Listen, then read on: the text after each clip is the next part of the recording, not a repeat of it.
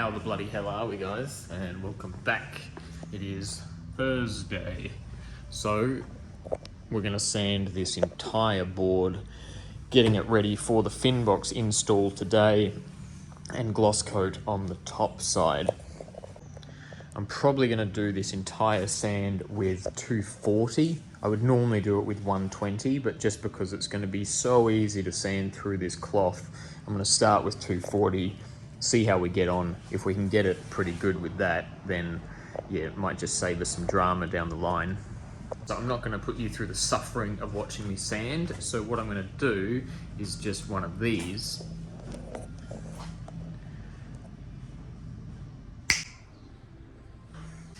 All right, so the board is sanded, whole thing, deck and underside to 240. Pretty easy sand on the flat surfaces.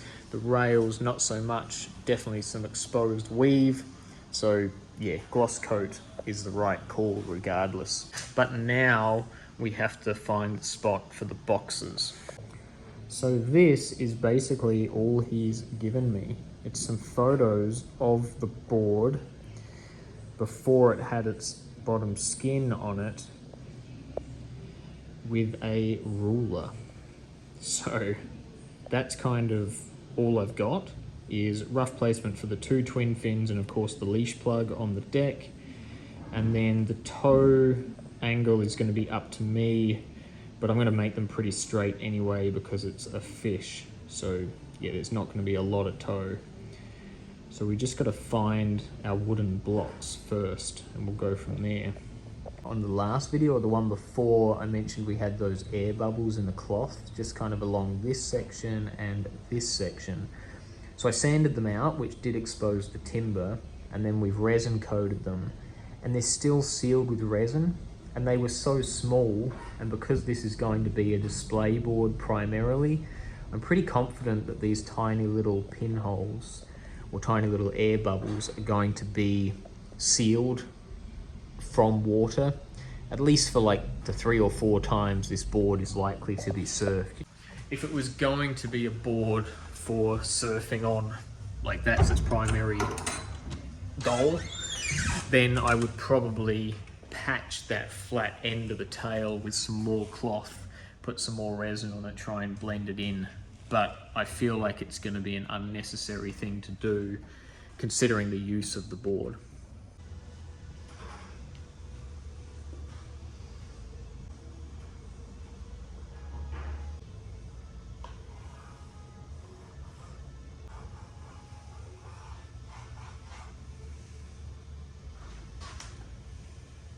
So by my calculations, and it is difficult because the photos this guy has sent me, they're not sharp enough to actually read the numbers on the ruler. So I'm just counting black dots basically, 1, 2, 3, 4 and so on. So it seems to me that each one of these blocks, which is what we're going to be routing the box into, sitting like there, is roughly 15 centimeters long from a tail to nose direction, and these boxes are 15 centimeters long. So his blocks are almost the same length as the box. So it's going to be close, really close.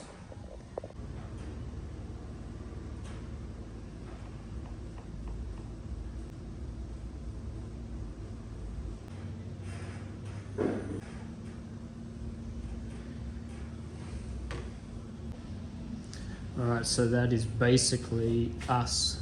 We're a little bit restricted because there's a separate piece of timber that runs like this around the entire rail. That's that piece of timber here. So it's hollow all through here, and then we come in and then we have our block of timber here. But it looks to be that the block of timber and that rail piece, there's a gap between the two pieces of wood. They're not sealed. So I kind of have to come in from the rail a certain amount to avoid opening up that gap between our rail block and our fin box block. So it's not as close to the rail as I would usually put a twin fin, but it's only going on the wall, yeah? So it should be all right. And then we've gone with zero toe. I've kept those boxes as straight as humanly possible. So I guess all we can do now is route them and hope we don't hit a giant cavity, because then we're fucked.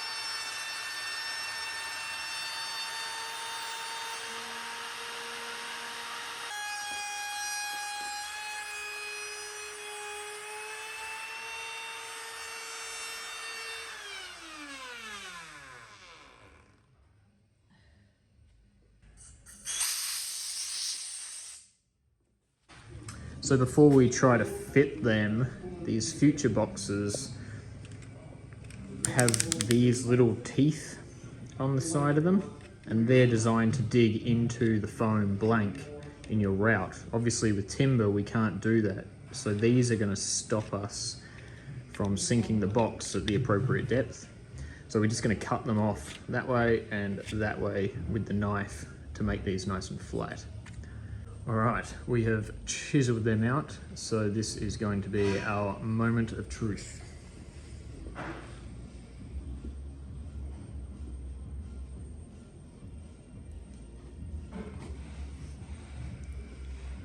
That is tight. Too tight. So we may have had some sawdust blocking here, so we're going to run the router through again and jam it all the way to the ends.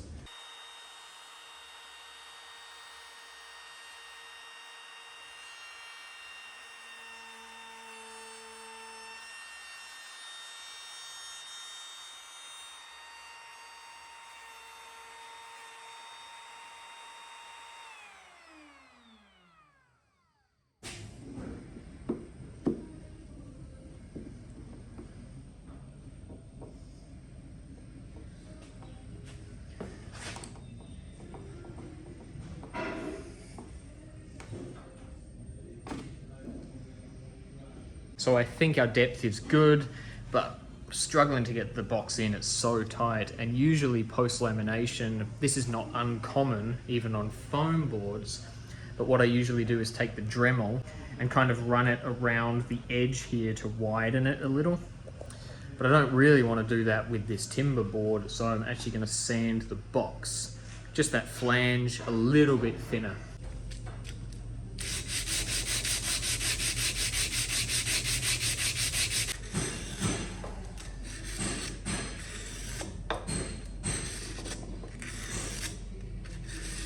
That was more sanding than I thought, but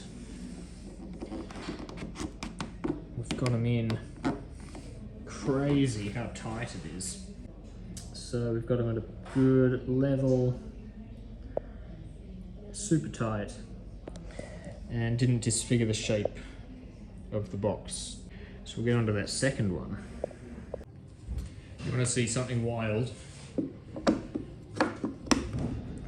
First pop, she's straight in, no sanding required. Tripping out. So I don't know why this box needed so much extra work. And this one, literally straight in. It's super tight, but God, it's not bad. The depth is all right. Yeah, we're good to go. So let's get these suckers in. We've got to sand away our pencil marks, don't forget to do that, and then we'll get these resined in. So as we've learnt from our lamination, timber like this soaks up resin, and with epoxy being so slow drying, these box routs are going to have a lot of time to absorb resin, which should be holding the boxes into place. So what we're going to do is mix up our epoxy, and we're going to brush some resin in these box routs and then leave it for maybe 10-15 minutes. And then we're going to come back to it, and that will have given the wood a chance to absorb a bunch of that resin. And then we'll brush some more in there if required, and then sink our boxes. The last thing that we want to do is fill those box routs with resin, then push the boxes in, squeezing all the excess out, and then have that wood soak up, say 50% of the resin that should be holding the boxes in place, especially considering that we're not going to be glassing over the top of those boxes. We want the best bond humanly possible. So we don't want to fill them up, but we definitely want to leave excess resin in there. We can always add more resin later if required, but we want to give plenty for the timber to soak up. We don't want it to soak up everything we put in there now and then be able to drink more of what we put in later when we actually put the boxes in, if that all makes sense.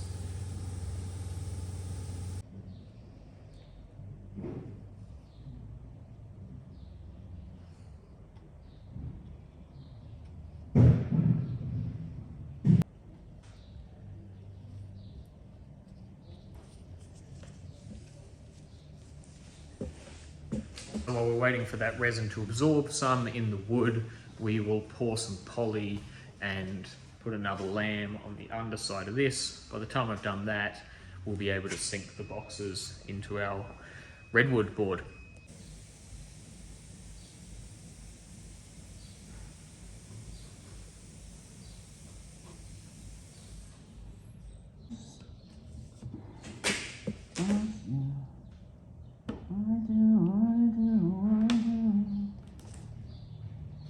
Step away from the window, go back to sleep,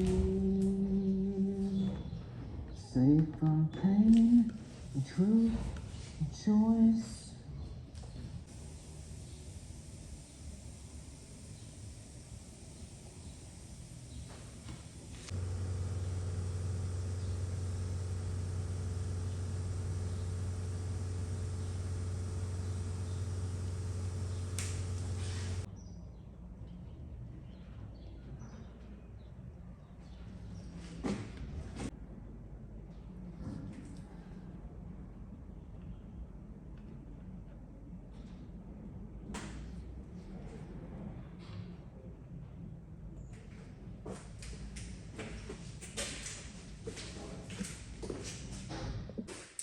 So it's been a few hours now and our epoxy has kicked. It's still gummy, you know, you couldn't sand it, but it's touch dry. The boxes aren't going to fall out. So the plan was to flip it over and do our first gloss coat on the deck side, but I forgot about the leash plug. So what we're going to do instead is flip it over, drill out for the leash plug, bring it back in here. We'll install the leash plug, and then tomorrow, first thing, we will sand the boxes down, sand the leash plugs down, and do a gloss coat on one side. And then at the end of the day, we'll flip it over and do the gloss coat on the other side. So we should have everything done by tomorrow, aside from our final sand. That's the plan. So we're working off the same type of detail for the leash plug, but the leash plug is going to be easier because the leash plug itself is so small and this block of wood is so big. So 1, 2, 3, 4, 5, 6, 7, 8, 9, 10, 11, 12, 13, 14, 15, 16, 15, 14. So we can basically put the leash plug anywhere within 14 centimeters of our V to there in the center. We do have a center line, this black line here, it's hard to see on camera, but it does run nose to tail. There's a join, so we do have a good center line. So this should be pretty straightforward.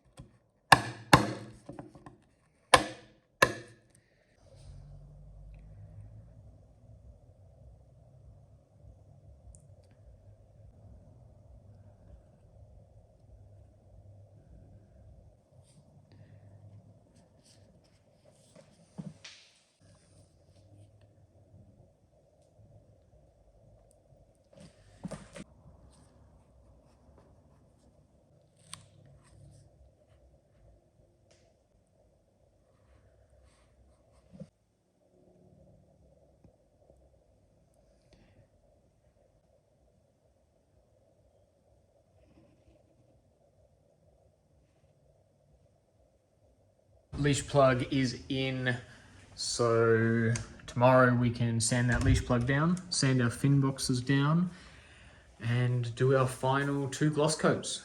All going well, and then that'll bring us to the weekend. So we'll either final sand it and finish it over the weekend, or we'll wait until Monday next week. We'll see how we get on.